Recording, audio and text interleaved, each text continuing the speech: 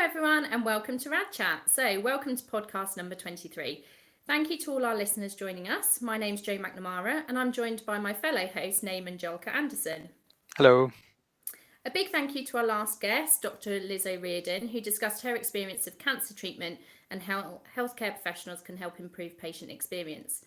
So, I'm a bit of a huge girl fan of You, Me and the Big C, and I'm thrilled to announce that our guest for this evening is Steve Bland, who's going to be discussing his experience of being a bystander to cancer, what support families and carers need, and of course, podcasting. So, welcome to the podcast, Steve. Thank you so much for joining us, especially as I believe you've just got back from Copenhagen and you've got some really good news to share with us.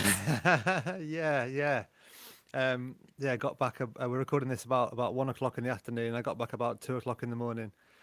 From a very nice little trip to Copenhagen with my partner and now fiance Amy. Yeah, it was very exciting. No. Is this the first podcast you've been on to announce that you are now a fiance? It's the first. It's the first. I mean, yeah, pretty much the first people I've spoken to, other than yeah, people that we spoke to while we were over there. But yeah, it is. Yeah. Oh, claim to fame. I'm putting that on my CV, Steve. Yeah, go on, take that. Take that. Yeah. So, Steve, for anyone out there who I can't believe any of our audience who kind of live and breathe oncology don't know who you are, can you start by introducing yourself? I'm Steve Bland. I am now one of the presenters of a BBC podcast called You, Me and the Big C, which was set up by my wife Rachel Bland, who was a BBC presenter. She worked for Radio 5 Live. She worked for BBC World, Northwest Tonight up here in the northwest of England, and in 2016 she was diagnosed with triple negative breast cancer. And about a year into her treatment, she started the podcast, started blogging, and it got quite a lot of attention because of her story and how honest she was.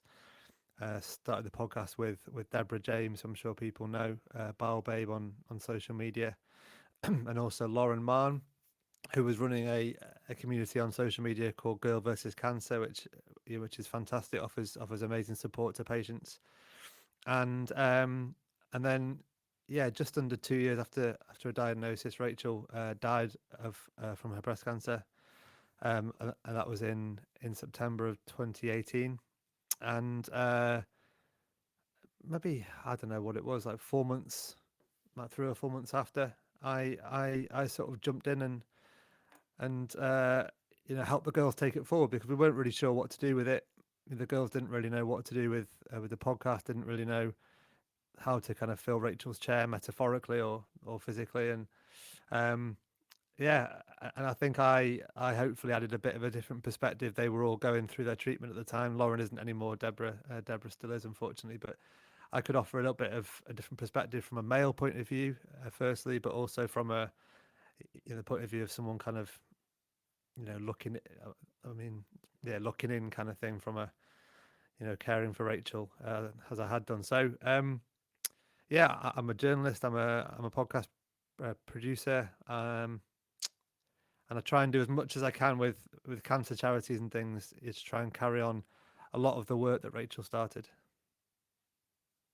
Thank you so much for telling us the story. And obviously, for anyone who followed the podcast, they would have seen how much the impact of Rachel's death had on the listeners, the audience, the general public. It was quite well publicised, and I think Rachel dying almost highlighted that people who are in the public eye are susceptible to absolutely everything else that everyone else is. But I also think a lot of cancer patients resonated with her story, or even being a carer or a relative of someone who's going through cancer, because she was so open and honest about her experiences through the podcast. Mm. Did you support her being that open and honest? Um, I did. I did. It was difficult at times. I think a lot of it was her natural journalistic instinct. Like I said, she was a presenter at Five Live and various other bits of the BBC. So she had a sort of journalistic background, and it kind of made sense for her to tell her story that way. And it's funny now you look back. I look at Instagram now, for example, and there's loads of it. Young women, some young guys as well, but mostly like young women sharing their cancer stories and being like really open and honest, and showing warts and all, showing everything. Um, back when Rachel was diagnosed and when they set the podcast up, when Deborah's got hundreds of thousands of followers on Instagram now. Back then she didn't, and that community wasn't there. People just weren't doing what they did, and and felt a little bit. I can remember Rachel was doing her blog. The blog came first. It was called Big C Little Me, and I can remember the first like 3 or 4 blog posts. Everything was kind of going okay. She had her first chemotherapy. Talking about chemotherapy, talking about some of the side effects, about cold capping, scalp cooling, all that kind of thing. And it was the first post after a scan that hadn't that had shown that the chemo wasn't working that well. And it was a post after that I can remember like looking at her saying like, do you really want to be sharing this? Because all of a sudden it started to get a little bit real, and I wasn't completely sure if we should, for us, share the bad news as well as the good. But she, to her credit, and she was totally right. She said, I can't share the good bits if I'm not going to share the bad bits. I've got to share it all. I've got to show people what it's like, because she felt that she couldn't always talk to people about the bad bits particularly, and she didn't want that to be the case for other people. She wanted to make it okay to talk about all everything that goes with um, having breast cancer or having cancer, and I think it was totally totally vindicated what she did, because the following it wasn't really about the following, it was more just the messages that we still get every single day from people who felt a lot more able to talk about it, a lot more able to be open about what was happening, and they felt a bit less alone in what they were going through because of what Rachel started. So yeah, still massively proud of what she achieved. Steve, can I ask, what was it like to be kind of a bystander to cancer? So, in regards to kind of Rachel going through treatments, was there any time that you felt that actually you weren't getting the support that maybe you needed? Uh, it's very difficult because the as much as the other half um, does need support, and I think it is probably there. I think partly because I'm male and we don't go looking for help. I didn't really do anything about it, but also partly because I never wanted to put anything on to Rachel, to make her think that I was having a tough time. She had a really tough time. She had a um, her sort of ordeal was fairly terrible, and she she really struggled, and she had lots of really low points, and she was one of those people, I think, who struggled when she thought that she had uh, when she thought that she'd sort of caused pain or difficulty or anguish to somebody else. She really struggled with that, and I didn't want her to ever know that I was having a tough time. She knew that I was, because it's life-changing stuff, but I really tried my best not to show that to her. uh, just because I didn't want her to have to deal with that as well. um I think I it's funny, it's like a lot of things with guys. I think like mental health is something similar. The support is there. I did a podcast with a couple of lads who one a guy called Danny who had cancer, or has cancer still, and a lad called Joe, yeah, whose mum died from breast cancer, and like the conclude, and it was all about getting guys talking, and whether or not there is enough support for people, with cancer, without cancer, supporting people with cancer, all that kind of thing. And like the general conclusion was that actually guys do want to talk, and probably the support is there, but we need to tweak the way it's offered to men. I think we need to think about being a bit more explicit, a bit more maybe the way that you get a woman to talk isn't the same as you get a man to talk. Maybe the way that you get a partner to open up is different to the way that you get somebody with cancer to open up. I think maybe we need to think about just seeing if we can work out what the right forum is, what the right place is for other halves or people like looking into a degree to speak. I know listening to that podcast, one of the suggestions was if the football was on and you were down in the pub, blokes might have a better, deeper conversation over a pint in that situation than they would if they were in a counselling setting. And I thought that was I, actually really yeah, interesting, just because it maybe does lessen the emphasis that is placed on that situation of, right, and I have to talk about my feelings and things. Whereas maybe when you are in a social setting where you feel a bit more relaxed, actually you are able then to kind of talk about how you really feel, and not that, yeah, I'm fine, bat it off, kind of, I'm coping, as people expect you to, when deep down actually you're crumbling and you're not coping, and you're trying to hold it together because that's what people expect. that's exactly it. And I think it's just things, mental health. There's a lot of discussion around mental health at the moment, isn't there? And I think that I went into that particular podcast episode thinking, almost like with the point of view of men are rubbish at talking, and actually I don't think that we are. I think that we need a different way to do it. I think in general we want to do it, um, and I think the right at the start of Rachel's diagnosis, I can remember I remember being sat in the room at, I think it was Macclesfield Hospital, and being handed a Macmillan leaflet, saying, "Oh, by the way, we're here for you as well. We're here to support you." And that's kind of all I ever got. And I think if you asked some of the charities, they'd say, "Oh, there's all this great support. There's all this wonderful support for other halves." But if all you're doing is sort of giving them a leaflet, for men, I think we're just never going to do anything with that. That's just going to get shoved in the bottom of a drawer. That's the last you're going to see of it. So I think it needs to be a little bit more in your face. When if someone had, when Rachel was diagnosed, if somebody had been there and actually, grabbed me and said, "Let's go for a coffee, let's go for a beer, and let's talk about this," I think maybe that might have been a bit more of a productive thing. I think with my role, I do find that some of the male patients open up to me more, especially when it Yeah, comes to, let's say, sexual dysfunction or sexual side effects from treatment, just because, yeah, maybe a middle-aged man might not want to talk about his erection to a younger female kind of practitioner.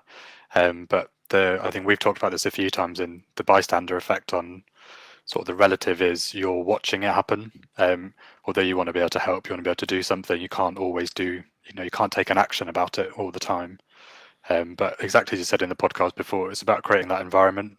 So, as you said, it's really nice to hear that maybe for future kind of recommendation could be someone just says, yeah, let's just go for a walk. Even if it is just a walk or it's having a pint watching the football, whatever it is, it's quite an individual way to look at how you need the support. I think that's quite nice to hear about the tailoring of it. that's it. Yeah, because I think and you know, I've got a really good group of friends, all really supportive, but they don't really have any idea what this feels like, and I don't really want them to. You wouldn't, you wouldn't expect or want them to know, how difficult it was. And I can remember a mate of mine said to me actually, it's about 6 months after Rachel had died. He said, I didn't want to say it at the time, but like, while she was ill, you looked ill as well. You looked, white. You'd put on some weight. You just looked like you were having a really tough time. And I never really saw that, but it was interesting that he only kind of said that, 6 months after she died. And he, and he's a really good friend. He's a lovely, caring, but he didn't, nothing happened then, other than people saying, "Oh, how are you doing?" And of course, then you just say, "Oh, I'm fine. Don't worry about me. I'm not, I'm not that important in the grand scheme of things." And when all the time you're trying to kind of carry everything and keep yourself together and keep working, and we had a little baby at the time when Rachel was unwell. So it was yeah, it was a really, really, really tough time. Uh, but I don't know if I'd go back and do anything differently because you just get on with it. You just get your head down and you crack on, don't you? And you try your best. And yeah, that was kind of what we did. Did you go for any grief counselling afterwards, Steve? Was there any intervention that maybe you tried to access after Rachel's death? I did. I went a few sessions actually with a guy at a hospice, and I just wanted to make sure that I wasn't missing anything. I didn't want to be so arrogant as to think that I don't need this, this kind of support. I didn't. I I was spending a lot of my time talking about Rachel after she died, so there was obviously a lot of profile, a lot of interest.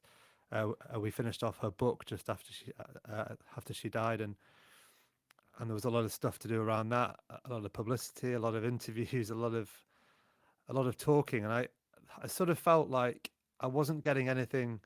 And I was doing the podcast, of course. I was doing You Me and the Big C with the girls, so that was kind of like a fairly kind of, that was something not too far away from being therapy itself. So I didn't necessarily feel like I was getting anything different from this guy that I didn't really know, to the people who I was spending my life talking about Rachel to. So I did about 4 sessions and then sort of knocked it on the head. But it's definitely something that I'd be very open to in the future. I just didn't necessarily feel like at the time it was giving me anything. I suppose to talking about the grief counselling, it sounds like you had it more after Rachel's death. Did you have anything towards the end of sort of Rachel's life, or did anything kind of come in between? Not at all. No, and actually, it never even crossed my mind, and I do wish it had. We did a podcast episode with Andrew Strauss, a former England cricketer, and his wife Ruth died from lung cancer a little while after Rachel, and Andrew and Ruth had two young boys a bit older than my son, and he went to see a grief counselor before Ruth died. Actually, both of them did before Ruth died, primarily to talk about the children, talk about the impact of the children, how to deal with that. But it was for Andrew and Ruth as well to try and help them deal with what was happening. And I'd never really, until Andrew said that, I'd never really thought about. I mean, it certainly never occurred to me while Rachel was alive. But I think it's a really great thing because wonderful counsellor they saw called Jenny, and she, she was able to reassure them, for example, that the kids were going to be okay. It was going to be hard, but the kids were going to be okay. And I think for Ruth particularly, that would have been a massive weight off her shoulders, because if she's anything like Rachel, that was a massive worry for Rachel. So I think, there definitely is a lot of value, I think, in exploring counselling and that kind of thing before someone dies. Not waiting until you're at rock bottom before seeking help. Yeah, there's a patient who I kind of got to know very well during COVID, and this was the same thing, that although I think the palliative care team had already expressed to them that it might be coming around soon, the husband didn't quite know what was going on, just as you said, or hadn't understood that counselling and grief, etc. It's a good thing to get into as soon as possible, and I think it's nice now there's more emphasis in this in practice, so people know kind of what's there, what's out there, but that getting it early on is a really, really important step as well. Yeah, I think it definitely is. I think it's just, it's like anything, any sort of disease or any illness, any condition. If you get ahead of it and you're not waiting until it's fully taking you down before you do something about it. So I think when Andrew said that on our podcast, it really kind of made an impact, and I thought to myself, that's that's really, really, really good advice. I think, yeah, something that I would advise anybody to do. I suppose it goes into the bits about the good points, as you said. So obviously Rachel was very open and honest about what's been happening, what's been going on, whereas other people may not have obviously done that with their friends and family. So even those conversations earlier on, so people do know what's going around. And I know from experience speaking to patients, when they express how they're trying to discuss it with their family or friends, not everyone knows what to say. And sometimes some people Yeah. distance themselves, or some people don't leave you alone. There's all the different kind of floating in and out of it. Yeah, I mean, it's it's tough stuff, isn't it? But we need to get better at talking about these things because it happens to all of us. And I think for someone in Rachel's position, she found it really difficult not to be able to speak to people about it. I can remember having her chatting to her mum, and her mum was in full on denial mode, which is understandable. Her daughter's got stage 4 cancer, but her mum was in full on denial mode, and I remember Rachel just shouting at her saying, "Mum, I'm gonna die. You need to you need to get on board with this. You need to understand what's happening." Because I think the only way to actually to make the best of the time you've got, it's so cliched, isn't it? The only way to like make the best of the time that you've got is if you actually understand what's going on, and you can't be in denial. And I was that was often quite difficult, but I was very determined that I, as much as I possibly could, I made my peace with what was happening, while it was happening. And I think that allowed us to then enjoy as much of life as we could. Yeah, sharing. I suppose you touched on some really important points about support and counselling and grief counselling, especially. I suppose moving forward, if you're happy to share, at what point in life did you feel you could move on and explore life without Rachel?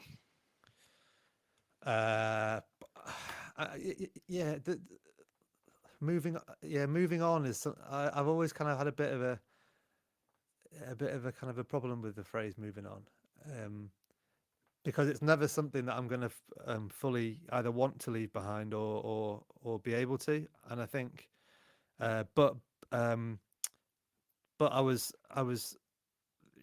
even when she was alive, we had a lot of very open discussions about how I how she wanted me to uh, enjoy my life, and how she wanted me to make sure our little boy Freddie, who's 6 now but was only 2 when she died, make sure that he had a great life and enjoyed himself, and had all the support and all the love and all the excitement that he needed. And so it was really never an option to not try and enjoy life after she died. And um and I mean, for me, I'm 41 now. So what was I when she died? I was 38, and if I think it'd be pretty depressing if I just sort of packed it up and gave in at 38 and decided there was nothing more out of life to explore. So yeah, it was really before she died, I think, that both of us were very clear that I should um try and make the most out of life that I could, because ultimately I'm the lucky one, aren't I? Rachel doesn't get to watch our little boy grow up, doesn't get to watch him ride a bike for the first time, or go to university, or go to school, and all that kind of thing. I'm the lucky one because I do get to do that. So I've got to try and embrace that, and try and use that as motivation to to enjoy life and make the most of it. Exactly. And your little boy, when everything was going on, was there anything around counselling or grief support for him? He was tiny. So when she was diagnosed, I think he was about 14 months old, and when she died, it was about a week before his 3rd birthday. So he was tiny, and he didn't really get it. I mean, he understood that she was ill. We didn't try and keep anything from him. I didn't always know. Actually, I did speak to a couple of charities about him before she died. to try and understand how best to deal with the sort of dying, with Rachel dying, how best to handle that, because she wanted to die at home, and how best to deal with that, given that he was obviously there as well. And one really good bit of advice, because I'd been imagining that I didn't really want him to see her, as in the last sort of couple of days, when it gets a little bit, it isn't so nice to see someone look very different and sort of behave very different. And but actually somebody said to me, don't hide anything from him. Make sure that you take pictures of the two of them together, because when he's older, he'll want to know what happened. He'll want to know why he wasn't there. He'll want to know all the answers. And I think that was, we've got a really beautiful picture of them giving each other a little kiss on the lips, when they were, I think it was a day before she died or something. There's a beautiful picture of them together. And I think without the advice that I got, I think it was from Winston's Wish, maybe the charity. Without the advice from them, I think I wouldn't have done that. I'd have kept him well away. But yeah, I'm very grateful I didn't do that. Steve, can I ask? Obviously, you are surrounded now by cancer patients, and I know Deb's had a really scary time recently with sepsis and things. How does it feel being around people that are going through the same things that Rachel went through, but also knowing that at some stage, you are going to lose other people in your life and have to go through that grief all over again? Like, is that something that you think about and know that you're going to have to deal with? Yeah. I think about it all the time, actually. Yeah, it's I've yeah, it's very difficult. It's very difficult, and I I've been very lucky in the last few years to make some wonderful friends in the sort of cancer community. And what kind of one thing that kind of joins most people that kind of share their stories is that they aren't in a great place. The majority of people who go through the chemotherapy and then want to get on with their lives, they don't really talk about it. They don't, they're not sort of part of this community that we've sort of built up. And the last 2 or 3 years, we've lost some really good friends. We've lost some amazing people, and I know that's gonna carry on happening. And I guess the the wonderful benefits that, well, not benefits, that's the wrong word, but the joy that you get from meeting these people and becoming friends with them, is worth the pain, that comes at the end. And my dad said to me, actually, when Rachel died, he said, you want to get as far away from cancer as possible. Just don't even, it shouldn't even be in your life anymore. And I just remember saying to my dad, I don't really think I can do that. I think, I've got, Rachel kind of, Rachel gave me a really great opportunity to hopefully try and help some people, to try and do some good and try and get some good out of what happened to Rachel and what's happened to us as a family, is to try and use that experience to help other people. So as as hard as it is, and I know as hard as it's going to be, in the future as well, I love it. I love the people that we speak to. I love the stuff that we do. I love the work that we do. I love I love the messages from people that say that we're helping them. And we started planning the podcast when Rachel started planning it, whenever it was, 4 years ago or so. It was all about helping one person. And if it helped one person, then it was then it was worth it. If it helped one person feel a bit less alone, a bit less like they were the only one going through that experience, then then it was worth it. And I kind of still feel the same way, that if we can help just one person feel, if I can help one bereaved husband feel like he's like he's not alone, then it's I think it's worth it. Yeah, definitely. I know some male healthcare professionals and some patients that I've spoken to. They do listen to the podcast, and they do really value your input. And as you said, as kind of a male perspective, and it's something to sort of look up to in a way. So it's really nice. Oh, thank you. I suppose to sort of round off a very, very open and honest chat, do you have any sort of top tips at all, Steve, for sort of any patients or friends, I don't know, healthcare professionals who are listening? Oh, I don't know. It's difficult because everyone's experience is so different, isn't it?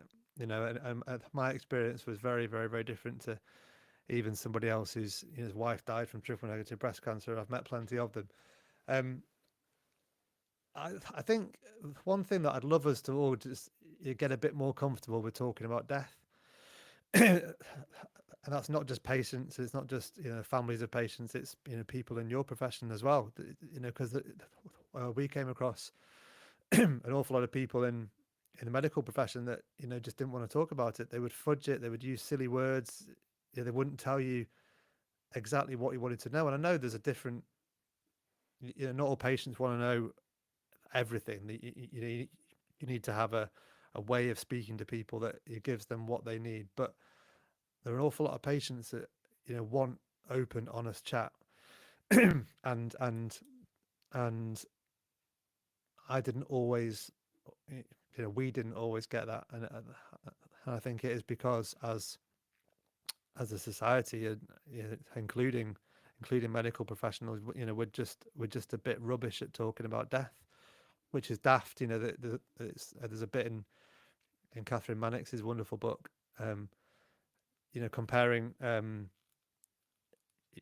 giving birth and dying, and how much effort goes into our entry into the world, and how little we're willing to even talk about the other end. And I think for people in Rachel's position, that made her life really, really, really difficult. So yeah, not really a top tip, but just a wish that we'd all just get a bit better at talking about dying. I have to say, I think that's an amazing top tip. And the bit about personalised care is absolutely fundamental, which Naaman and I are really passionate about. But it isn't one size fits all. And it's not about learning a process or a tick box exercise of I've done this and this from a healthcare professional's perspective. It is so important to have those conversations and listen and respond accordingly to what the needs are for the patients, but also obviously the carers and the relatives that are going through all of this at the same time. I think it's so important. So thank you for highlighting that. No, my pleasure. I think that talking about death is very interesting. Where I'm from in India, we talk about it all the time. My grandma will always bring it up in every phone call we have every Sunday at some point. It's a very open and honest conversation in my house. But I think it's something that would be nice to see more often, as you said. 100%. So yeah, It's just going to happen to us all, isn't it? And it might happen tomorrow, it might happen in 50 years, whatever it is. And I think it's, people don't even talk about, it was Rachel's dad had esophageal cancer. He died about 3 years before Rachel. And I remember Rachel asking her mum, did you talk about whether you want to be cremated or buried? And she's like, oh, no, we never talked about that. It's like, well, he was ill for about a year and a half, and they never had those conversations. And I think it just, write a will, have difficult conversations, talk about that kind of thing, because, from on my side of it, I knew exactly what Rachel wanted, and on Rachel's side, she's confident that I, have got things sorted, and we don't have to have these last minute conversations. And we had time. I know that not everyone has time to say what they want to say, but if you do, use it and try and get your head around what's happening as much as you possibly can, because I think it helps all parties. Although, Steve, my mum would say that I talk about death far too much, largely because I've picked out the jewellery that I want. And I always say, you have written in your will, haven't you, Mum? And she's like, Joe, sometimes you ask me about kind of how I want the funeral and things. And other times she goes, it's purely materialistic and you're after a piece of jewellery. But it is maybe using that light-hearted conversation to start those conversations and making sure everyone knows. I know Naaman and I have had a discussion about it. My grandmother and I had a really deep conversation. I was just really lucky. Fate had it that I was there in her last hours of kind of consciousness, where she really was making decisions, and that's all we spoke about, is her funeral, her death plan, and all my family had always closed those conversations going, Joe, Yeah. stop having these conversations. But I knew how important it was. And Yeah. she did. She squeezed my hand and she goes, I know you're going to get it covered and you'll make sure that all of these go through. And my family were adamant that there's no way she would have asked for Queen as the kind of song that she left in the church. They were like, did she really, like, how much drugs was she on when I said no, she definitely wanted it, this is what we discussed. Yeah, we had the same thing. We sat and were sitting in bed one night. Rachel had an A4 pad and she was just, writing out what she wanted her funeral to look like. And I think back now, and it feels like a really bizarre conversation to have. And yeah, but it just, I knew that it was important to her. So it wasn't an easy conversation to have, but it was an important one. And I think, then when, after she died, we knew exactly what she wanted. There was no ambiguity at all. And that extends to my life now. I know that everything I'm doing now, she'd be really proud, and she'd be really, really, really thrilled because she told me, because she told me that's what she wanted me to do. So I think a lot of people, without going too much into it, when it comes to things like finding love after you've lost a partner, if you've not had those conversations before someone dies, then I think it's really difficult to do. You'd be doing anything knowing you've got their blessing, but if which I think is really important. But I know, so for anybody, I've had very few, but one or two messages and one or two comments on like newspaper articles or whatever, having a pop at me for various things. And I'm totally clear that I'm doing everything with Rachel's blessing, because we talked about it, because we were very open about it. So I think it's super important. Yeah, and you don't really owe anyone an explanation, Steve. I mean, it's your story, as you said. No, definitely not. Yeah, no, for sure. Some people ask for one sometimes, but yeah. Yeah, and Joe, thank you for sharing your story about your grandma. It's nice to hear, and we're quite lucky, aren't we, Joe? Character. I don't know where I get it from. All this kind of wanted to be on a podcast. She'd have loved it. We're quite lucky as well, Steve. We are going to next on at some point next year, so that'll be quite a nice conversation to have, or hopefully a little bit of a series. Yeah, Catherine's fab. Catherine, in the week before Rachel died, I was messaging Catherine a lot and just saying, this is happening, is this normal, what should I be looking for next, what do I do if this happens? Just she kind of held my hand a lot in the last week of Rachel's life. And she's been a big supporter of ours on the podcast, and she's been on the podcast a couple of times herself, and she's fantastic. So if anybody listening hasn't read her book, it's fantastic. 2 books now. She's done 2 books, hasn't she now? 2 books, yeah. Very much, Steve. You've been very, very open and honest, very informative. Lots of really nice themes to talk about, and hopefully for our listeners as well. So thank you for everyone for listening to Rad Chat. Your hosts today have been Joe McNamara and Namejock Anderson. A huge thank you to Steve Bland. If you're utilising this podcast for CPD purposes, consider the reflective questions posted along with the links to any resource and literature podcast. To receive your accredited CPD